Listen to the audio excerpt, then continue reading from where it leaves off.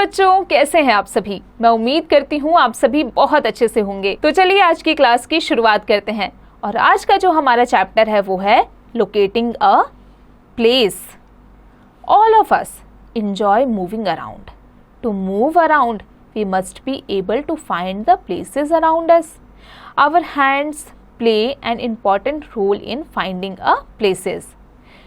Right hand side and left hand side.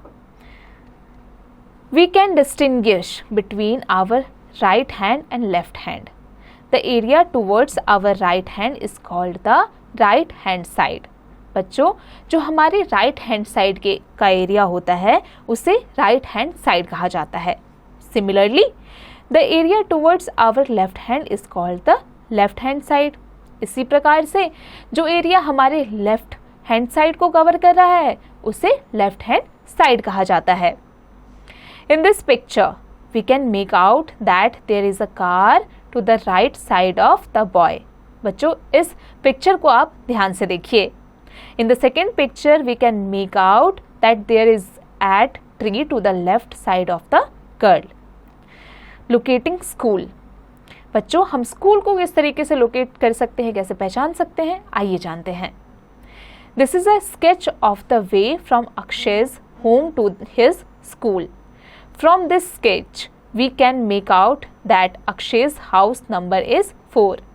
बच्चों, आप इस स्केच को देखिए और इस तरीके से आप ये जान सकते हैं कि उसका प्लेग्राउंड, उसका स्कूल, उसका मार्केट, होटल, पार्क कहाँ कहाँ पर मौजूद है। When he leaves his house, he turns to right side. जब वो अपने घर से जाता है तो वो राइट साइड मुड़ जाता है। Then near the market, he turns again to right. Market पे जाने पर वो फिर राइट मुड़ जाता है। When he approaches the park, he turns to left side. Further, when he reaches near the hotel, he again turns to left side. जब वो पार्क पहुंचता है उसके बाद वो लेफ्ट लेता है, फिर वो होटल पहुंचता है, फिर उसके बाद भी वो लेफ्ट साइड ही चूज करता है। Then after covering some distance, he reaches his school. और थोड़ी दूर कवर करने के बाद वो अपने स्कूल पहुंच जाता है। From his sketch, we can also find out that there is a playground in front of Akshay's house. The park is to the right side of house number 1. The market and park are opposite to each other. There is a hotel to the right side of the park. The market is to the left side of school. This way we can reach anywhere if we know the way.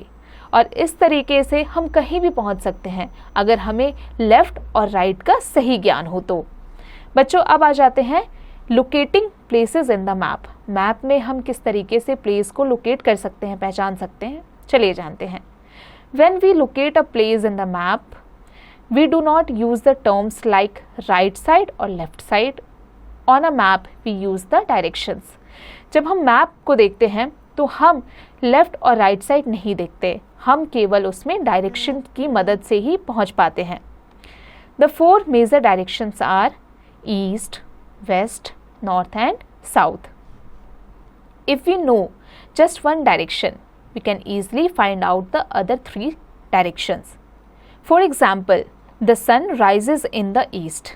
If we stand facing the sun, the east is in front of us. North is to our left side, south to our right and west is towards our back. बच्चों, इस तरीके से हम east, west, north, south जो ये 4 directions है उसे easily समझ सकते हैं। On a map, the north direction is always towards the top. This way the east is towards right, west is towards left and south is towards the bottom. In this map, Ahmedabad is to the north of Mumbai. Bhopal is to east of Ahmedabad and is also to south of Delhi. बच्चों, अब आ जाते हैं let's summarise पर।